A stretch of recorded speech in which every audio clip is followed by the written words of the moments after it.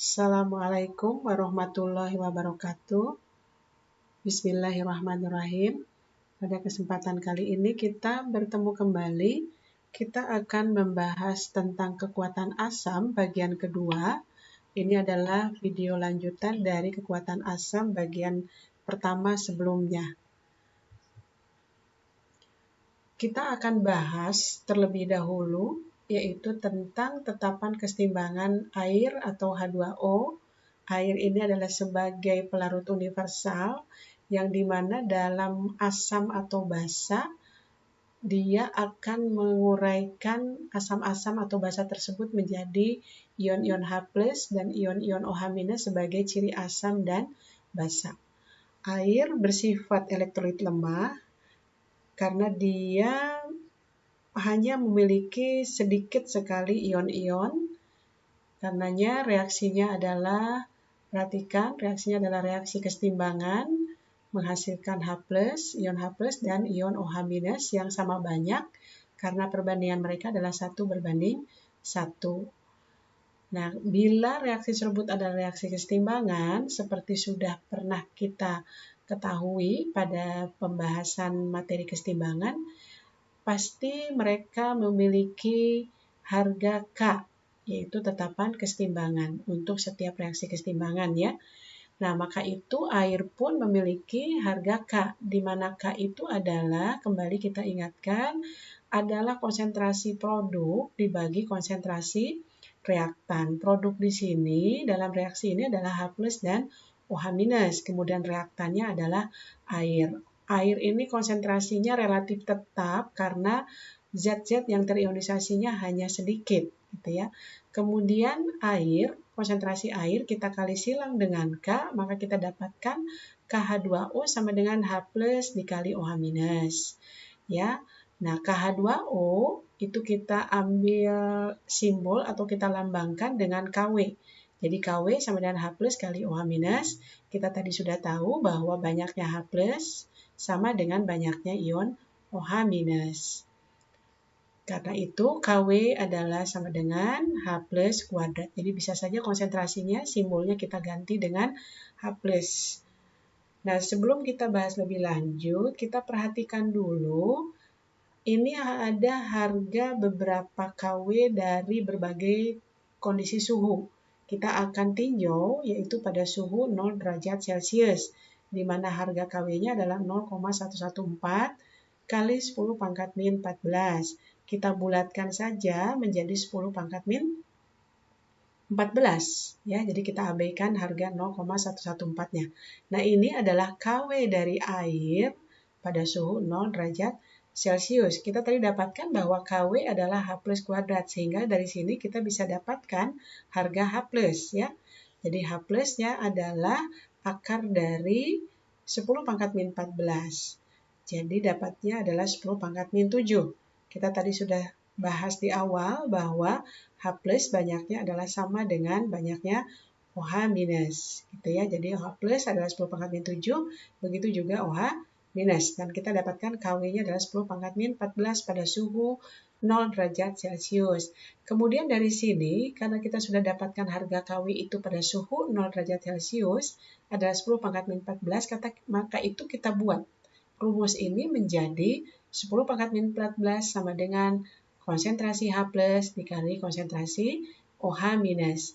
Kemudian kita akan kaitkan ke dalam rumus potensial asam atau pH dan pOH. Jadi dari KW kita hubungkan menjadi pH dan pOH. Jadi terhadap pH dan pOH ya.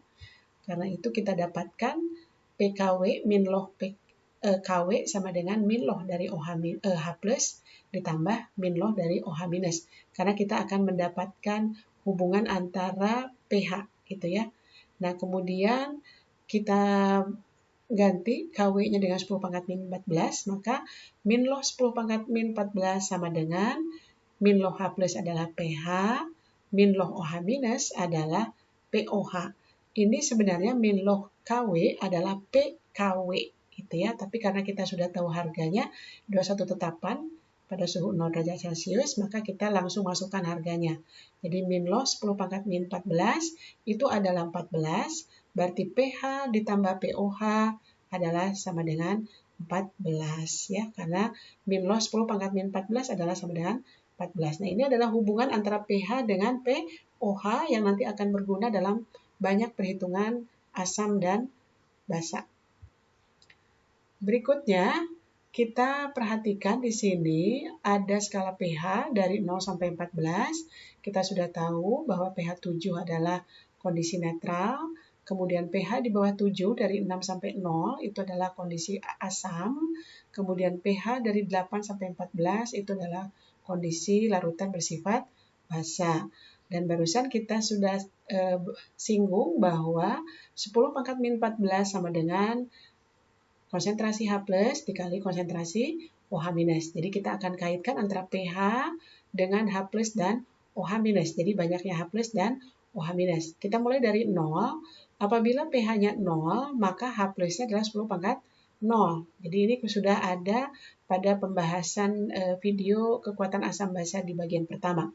Nah, apabila H+-nya 0, maka OH-nya adalah harus 10 pangkat min 14. Jadi ingat ke sini, ke rumus ini. Maka kalau 10 pangkat 0 itu adalah kan sama dengan 1. Ya, jadi maka OH-nya adalah 10 pangkat min 14 gitu kan. Karena 1 dikali OH- sama dengan 10 pangkat min 14. Jadi OH-nya adalah 10 pangkat min 14 apabila H+-nya adalah 10 pangkat 0. Kemudian apabila pH-nya 1, itu H+-nya adalah 10 pangkat min 1. Kita ingat ini ya, bahwa rumus pH itu adalah min log H+. Sehingga H+ itu kita dapatkan adalah 10 pangkat min pH. Jadi kalau pH-nya 1, maka H+-nya 10 pangkat min dari 1. Gitu ya. Nah, sekarang mencari OH-nya, kembali lagi ke rumus ini. Jadi kalau H+-nya 10 pangkat min 1, maka OH-nya adalah harus 10 pangkat min 13. Karena pangkat itu dari perkalian adalah penjumlahan. Min 1 ditambah min 13 adalah min 14 hasilnya. Ya. Gitu. Begitu juga kalau pH-nya 2, maka H+-nya adalah 10 pangkat min dari 2. Gitu ya. Ini jadi untuk H+ berarti rumusnya adalah 10 pangkat min dari pH-nya. Jadi kalau pH-nya 2, maka H+-nya 10 pangkat min 2. Jadi OH-nya adalah 10 pangkat min 12. Karena pangkat dari perkalian itu adalah penjumlahan. Ya, jadi pH-nya harus sama dengan 10 pangkat min 14 totalnya. Begitu terus sampai pH-nya 14. Maka H+-nya 10 pangkat min 14, kecil sekali. Kemudian OH- adalah 10 pangkat 0 atau 1. Maka di sini yang paling banyak adalah OH-nya dibandingkan H+-nya. Sehingga larutan tersebut bersifat basa kuat. Gitu ya. Nah, jadi ini adalah perbandingan antara H+ dengan OH-. Jadi, dalam suatu larutan, sekalipun dia bersifat asam atau basa, ion-ion H+ dan OH-nya itu ada dalam larutan tersebut. Tetapi perbandingannya mana yang lebih banyak? Apakah ion H+-nya atau ion OH-nya? Ketika ion OH-nya yang lebih banyak daripada H+-nya, seperti misalnya di sini, OH-nya 10 pangkat 0 berarti 1, maka sifat larutan tersebut bersifat basa. Walaupun ada ion H+-nya dalam larutan tersebut, tetapi ion H+-nya jumlahnya sangat kecil, jadi tidak terlihat gitu. Yang lebih menonjol adalah sifat dari ion OH- atau sifat basanya. Nah, sekarang untuk ilustrasi ini, misalnya kita menggambarkan H+ itu dengan lingkaran atau bola merah, kemudian OH- adalah bola biru. Dalam suatu larutan asam, kita akan lihat bahwa di sini itu akan banyak ion-ion dari H+-nya dibandingkan ion dari OH-nya. Tapi dalam larutan asam, harus kita pahami bahwa kedua ion itu ada dalam satu larutan, tetapi jumlahnya, perbandingan jumlahnya yang lebih banyak itu menunjukkan sifat dari larutan tersebut, gitu ya. Kemudian begitu juga untuk suatu basa, dalam suatu larutan basa, maka di sini ion-ion basanya atau OH-nya lebih banyak dibandingkan ion-ion H+ sebagai ciri asam, ya. Jadi itulah perbandingan secara partikel yang menunjukkan sifat asam dan basa. Kemudian kita lihat di sini kita akan mulai bahas tentang asam kuat. Kita kasih contoh, ambil contohnya tetap HCl yang kita dapatkan ini pada video pertama, bagian pertama itu dari data percobaan ya. Jadi kita akan bahas data percobaan di sini di video bagian kedua. Apabila HCl-nya 0,1 molar, itu kita tulis bahwa konsentrasi asam ya, konsentrasi asamnya adalah 0,1 molar, maka dia akan terionisasi sempurna menjadi H+ dan Cl-. Nah, apabila reaksinya berlangsung sempurna, maka HCl yang di awal itu sudah habis. Yang terbentuk ada sekarang adalah hanya tinggal ion-ionnya. Sebanyak, karena di sini perbandingannya 1:1 sama dengan awalnya HCl, ya, koefisien dari HCl, maka banyaknya H+ dan Cl- juga sama, 0,1. Kemudian untuk mencari H+-nya, untuk asam kuat, kita ingat rumusnya bahwa mencarinya adalah menggunakan rumus A kali Ma, di mana A adalah sebagai valensi asam atau banyaknya H+. Nah, di sini pada HCl, H+-nya ada 1, maka A-nya kita ganti dengan 1 kali 0,1. Konsentrasi asam HCl di awal tadi sama dengan konsentrasi H+-nya sebenarnya ya. Jadi kita dapatkan bahwa H+-nya adalah sama dengan 0,1 seperti konsentrasi asamnya. Ya, jadi inilah yang dimaksud dengan asam kuat. Jadi asam kuat itu konsentrasi asam di awal itu akan sama dengan konsentrasi H+-nya gitu ya, karena dia terionisasi sempurna sesuai dengan valensi asamnya. Kalau valensi asamnya 1, maka jumlahnya sama persis ya dengan konsentrasi asam di awal. Nanti kita lihat contoh lain apabila valensi asamnya tidak 1. Maka pH-nya adalah min log dari H+, yaitu H+-nya 10⁻⁻1, maka pH-nya adalah sama dengan 1 untuk HCl 0,1. Berikutnya, untuk asam lemah, kita ambil contoh CH3COOH dengan konsentrasi 0,1 molar konsentrasi asamnya, dan kita sudah tahu bahwa ini adalah asam lemah itu reaksinya reaksi kesetimbangan, sehingga dihasilkan jumlah ion yang lebih sedikit dibandingkan konsentrasi awal dari asam tersebut. Nah, di sini ion-ionnya adalah CH3CO- dan H+. Banyaknya H+ dengan CH3CO- sama banyak karena koefisien mereka sama, 1:1. Tapi konsentrasi produk mereka yang dihasilkan tidak sama dengan konsentrasi dari awal, ya, konsentrasi asam di awal karena mereka bersifat asam lemah, terionisasinya hanya sebagian kecil. Kita ingat lagi setiap reaksi kesetimbangan pasti punya harga K. K-nya adalah K asam, adalah produk dibagi reaktan konsentrasinya. Produknya adalah CH3CO- dengan H+ dikali ya, kemudian dibagi dengan CH3COOH. Nah, karena konsentrasi H+ dengan CH3CO- itu sama banyak, maka kita bisa menuliskannya bahwa Ka adalah sama dengan perkalian dari konsentrasi asam dikali asam dibagi Ma. Sehingga kita dapatkan bahwa Ka itu adalah konsentrasi H+ kuadrat dibagi Ma. Nah, dari sini kita bisa dapatkan bahwa H+ kuadrat adalah sama dengan Ka kali Ma, sehingga H+ sama dengan akar dari Kma. Ka dikali Ma. Itu ya, ini adalah untuk asam lemah. Jadi kita bisa lihat bagaimana mendapatkan H+ berbeda dari asam kuat untuk asam lemah ya. Nah, kemudian kita lihat untuk penjelasan tadi mengenai pH, kita buat resumenya ya, yaitu untuk asam kuat dengan asam lemah. Perhatikan di sini bahwa rumus keduanya untuk mendapatkan pH itu adalah sama, min log dari H+. Tetapi mendapatkan H+ dari asam kuat itu menggunakan rumusnya adalah AMA ya, atau A kali Ma, tetapi untuk H+ pada asam lemah kita mendapatkannya melalui perhitungan dari rumus akar Kma atau Ka kali Ma. Sementara ini adalah review dari penjelasan-penjelasan sebelumnya ya, bahwa asam kuat itu terionisasinya sempurna, reaksinya tuntas, berarti H+-nya banyak karena dia asam kuat, maka pH-nya akan lebih kecil dari lebih kecil dari 7. Kemudian A itu adalah valensi asam adalah banyaknya H+. Pada asam lemah, triionsensia sebagian, reaksinya adalah reaksi kesetimbangan. Karena kesetimbangan pasti dia memiliki harga Ka dan alfa. Alfa ini adalah derajat disosiasi.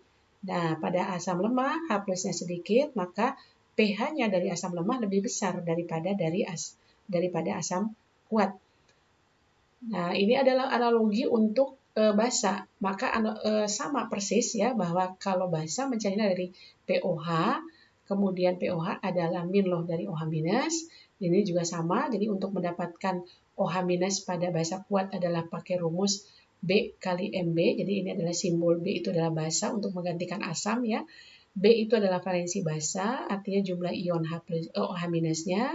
Kemudian untuk basa lemah itu mencarinya dari rumus akar KB dikali MB. Ini sama persis dengan asam lemah, tetapi hanya simbol-simbolnya yang diganti gitu ya. Dan ini adalah resumenya sama dengan asam lemah dan asam kuat ya. Berikutnya kita berlatih soal. Ini kita punya soal, kita disuruh menentukan pH dari H2SO4 0,05 molar. Karena di sini tidak ada harga Ka, maka kita bisa berkesimpulan bahwa H2SO4 adalah asam kuat. Berbeda dengan contoh berikutnya, kita disuruh menentukan harga pH dari larutan H2CO3 0,1 molar dan diketahui harga Ka-nya 4 kali 10 pangkat min 7. Otomatis bahwa H2CO3 ini adalah sebagai asam lemah karena diketahui harga Ka-nya di situ dicantumkan. Nah, kita akan lihat reaksinya pada H2SO4. Reaksinya adalah reaksi tuntas menghasilkan 2H+ tambah SO4 2-. Nah, ingat bahwa untuk asam kuat, maka valensi asam di sini berpengaruh dalam menentukan harga H+. Nanti ya mencari harga H+-nya. Nah, di sini menggunakan AMA rumusnya. AMA itu berarti A-nya adalah valensi asam, banyaknya ion H+, dikali 0,05 adalah konsentrasi dari Ma-nya, asamnya. Sehingga kita dapatkan H+-nya adalah 0,1 molar. Setelah kita mendapatkan H+, maka kita masukkan ke dalam rumus pH. pH sama dengan min loh dari H+, H+-nya adalah 0,1 molar atau 10 pangkat min 1, maka kita dapatkan pH-nya adalah 1 dari H2SO4 0,05 molar. Kemudian untuk H2CO3 0,1 molar, kita tahu bahwa dia sebagai asam lemah, maka reaksinya adalah reaksi kesetimbangan. Di sini sama seperti contoh pada H2SO4, bahwa valensi asamnya juga sama 2. Tetapi untuk asam lemah, valensi asam tidak berpengaruh dalam menentukan atau mendapatkan harga konsentrasi H+. Karena H+ didapatkannya dari rumus, dimasukkan ke dalam rumus akar dari Ka dikali Ma. Ka-nya kita sudah tahu, 4 kali 10 pangkat min 7, Ma-nya adalah 0,1. Sehingga kita dapatkan H+-nya adalah akar 4 kali 10 pangkat min 8, yaitu 2 kali 10 pangkat min 4 nih H+-nya. Jadi kita lihat ya perbedaannya, bahwa untuk mendapatkan H+ pada asam kuat, di sini untuk asam lemah. Nah, ketika sudah mendapatkan H+, maka menentukan pH adalah masukkan ke dalam rumus min loh H+. Jadi pH-nya adalah sama dengan min loh dari 2 kali 10 pangkat min 4. Jadi pH-nya adalah 4 kurang loh 2. Nah, kita lihat di sini berbeda. Pada H2SO4, pH-nya adalah 1 pada konsentrasi yang konsentrasi 0,05 molar. Ini lebih kecil konsentrasinya dibandingkan dengan asam lemah H2CO3 yang 0,1 molar. Tetapi pH-nya untuk asam H2SO4 itu 1 lebih kecil daripada pH dari H2CO3. Itu menunjukkan bahwa H2SO4 merupakan asam kuat, gitu ya. Berikutnya adalah kita berlatih menentukan pOH dari suatu basa. Tetapi pOH ini nanti digunakan untuk mendapatkan pH dari basa tersebut. Nah, di sini ada CaOH 2 kali 0,05 molar, sementara pada soal kedua adalah kita diberikan suatu senyawa basa LOH 2 kali 0,6 molar, jauh lebih besar konsentrasinya. Tetapi diketahui harga Kb-nya adalah 1,5 kali 10 pangkat min 11. Karena dia memiliki harga Kb, tentu saja LOH 2 kali ini adalah sebagai basa lemah. Baik, kita mulai dari CaOH 2 kali, maka dia akan terionisasi menjadi Ca2 plus tambah 2OH minus. Ingat di sini, lihat arah panahnya 1, berarti reaksinya adalah reaksi sempurna, terionisasi sempurna atau reaksi tuntas. Sehingga untuk mendapatkan OH minus dari CaOH 2 kali 0,05 molar adalah 2 dikali 0,05 molar. Sehingga kita dapatkan OH minusnya adalah 0,1 molar.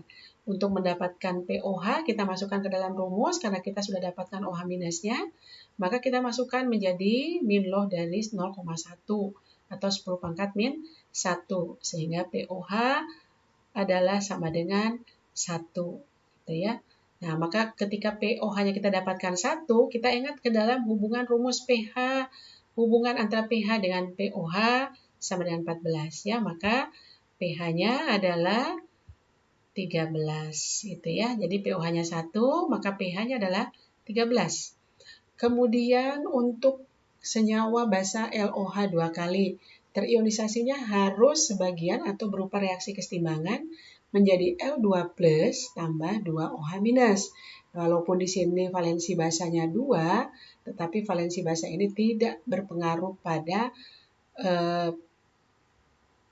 konsentrasi OH minus yang akan kita cari. Ya. Jadi OH minus yang kita cari, kita gunakan rumusnya akar KB kali MB. KB-nya kita sudah tahu, kemudian MB-nya juga kita sudah tahu, ya. Kemudian kita dapatkan OH minusnya adalah akar dari 9 kali 10 pangkat min 12. Gitu ya. Sehingga ketika kita sudah tahu OH minusnya, maka kita tinggal mencari POH-nya melalui rumus min log dari OH minus. 3 kali 10 pangkat min 6, sehingga POH-nya adalah 6 dikurangi log 3. Log 3 itu adalah 0,5. Jadi POH adalah 6 dikurangi 0,5 sama dengan 5,5. Untuk mencari pH, maka kita gunakan rumus hubungan antara pH dengan POH sama dengan 14. Sehingga pH-nya sama dengan 14 dikurangi POH, POH-nya 5,5, jadi pH-nya adalah 8,5. Ini adalah daerah skala pH basa. Ya, jadi kedua-duanya adalah pH basa, pH-nya adalah di daerah basa, tetapi untuk basa kuat, pH-nya lebih besar daripada basa lemah, gitu ya. Nah, demikianlah penjelasan kita tentang kekuatan asam basa bagian kedua, yaitu antara asam dengan basa kuat dan asam dengan basa lemah. Terima kasih. Sampai berjumpa kembali pada pembahasan materi-materi kimia selanjutnya. Assalamualaikum warahmatullahi wabarakatuh.